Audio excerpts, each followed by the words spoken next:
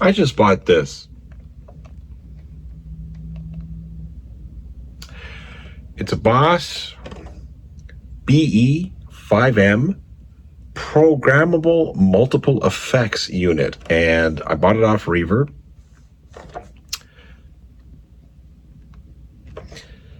And it's made in Japan 1992, according to the ad.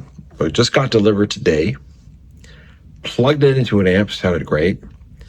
And plugged it into my home studio setup through my interface into Logic Pro. And I think it sounds killer. I think it sounds killer. So what I'm going to do is I'm going to give you a little Logic Pro playthrough demo here quickly.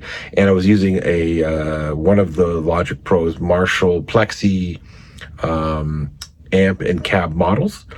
Okay, just using this. Now, if you're not familiar with this, which I'm not very familiar with, we have, let's see, from here, we have a compressor, then we have distortion. You have the middle section here is like, it has an EXT loop, so I guess you have an effects loop. It is programmable, but I've put it in manual mode for stomp. And then we have a digital delay, noise suppressor, and chorus. So I did find the manual online. Somebody posted it. So I want to look through it.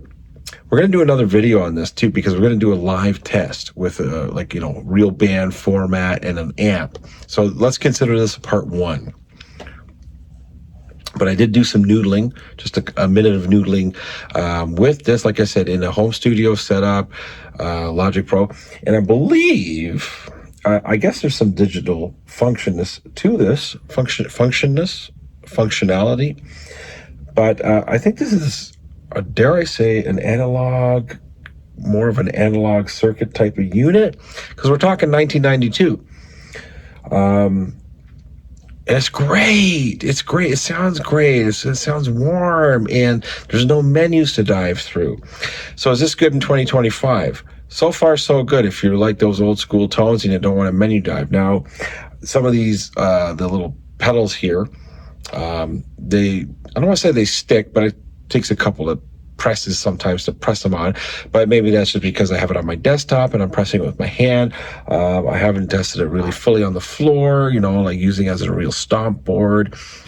But so far, so good, my friends. This is sounding really good. And I got this off Reverb here in Canada for 170 Canadian. So what are we going to call that? US. I don't know the conversion offhand.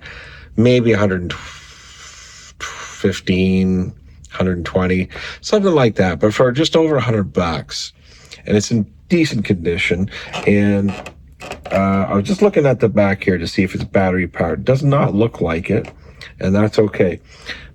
But you have, I know you can't see all what these outputs are, inputs, but there's an input, there's a tuner out, there's a send and return, there's something called group.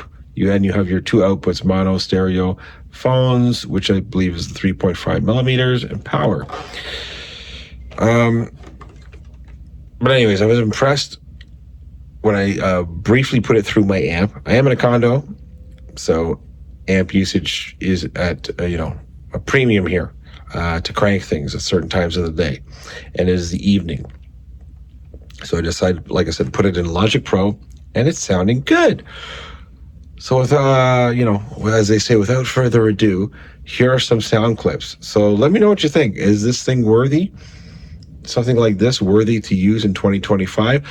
I think it is. I think it really is. And look, it's not that big. It's probably the size of, I wouldn't even say like a nano pedal train lengthwise. But yeah, it's probably, anyways, the dimensions escape me right now, but it's small. This will fit in a backpack easily. Probably a gig bag pocket as well. All right, so here are the sound clips.